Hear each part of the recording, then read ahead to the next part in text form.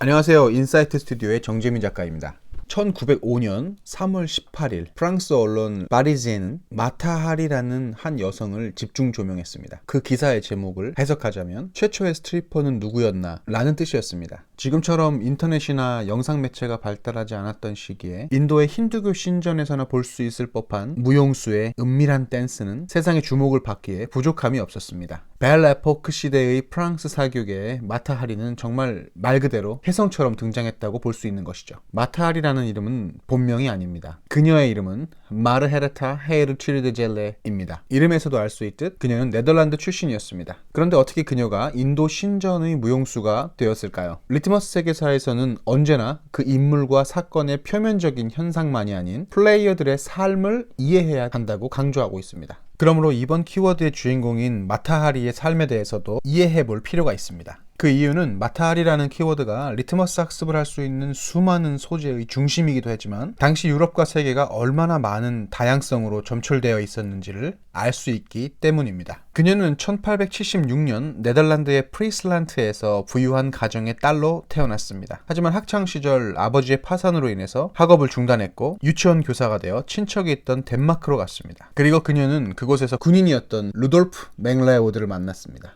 그 이후 인도네시아의 자바로 이주해서 두 자녀를 낳는 등 평범한 가정생활을 했죠. 그런데 그녀의 인생을 바꾼 사건이 벌어졌습니다. 안타깝게도 이주를 했던 자바에서 그녀의 아들이 사망한 것이었죠. 그 이후로 그녀의 가정은 서서히 금이 갔고 암스테르담으로 돌아온 후에 결국 파경을 맞게 됩니다. 당시 여성으로서 혼자 살아가는 것은 너무나 힘들었을 것 같습니다. 이렇게 많은 우여곡절 끝에 결국 우리가 알고 있는 마타하리가 탄생합니다. 마타하리의 출신에 대해서 많은 전설과 관심이 집중되면서 신비롭고 뇌세적인 이미지로 변모해 간 것도 사실입니다. 마타하리는 오히려 자신에 대해 이렇게 많은 낭설과 신비로운 이미지가 퍼져나가는 것을 즐겼습니다. 또한 그녀는 본인만의 관능적이고 뇌세적인 퍼포먼스를 개발했습니다. 동인도의 신비로움과 오감을 자극했던 그녀의 스트립 댄스가 프랑스 사교계와 사회 전반을 숨죽이게 만들었고, 네덜란드와 덴마크의 유치원 교사였던 그녀는 결국 프랑스 군부의 고위층뿐만 아니라 네덜란드 총리 프로이센의 황태자조차도 자신에게 빠지게 만든 사교계의 데모가 되어버렸습니다. 그러나 제가 앞서 혜성을 비유했던 것에서 알 수 있듯 언제나 갑작스럽게 나타난 것은 쉽게 사그러지는 것이 바로 인류 6000년 역사의 패턴이었습니다. 국제적인 명성과 각국 수뇌부들과의 스캔들로 인해서 현대판 미녀 스파이의 대명사가 된 그녀는 결국 1917년 10월 파리의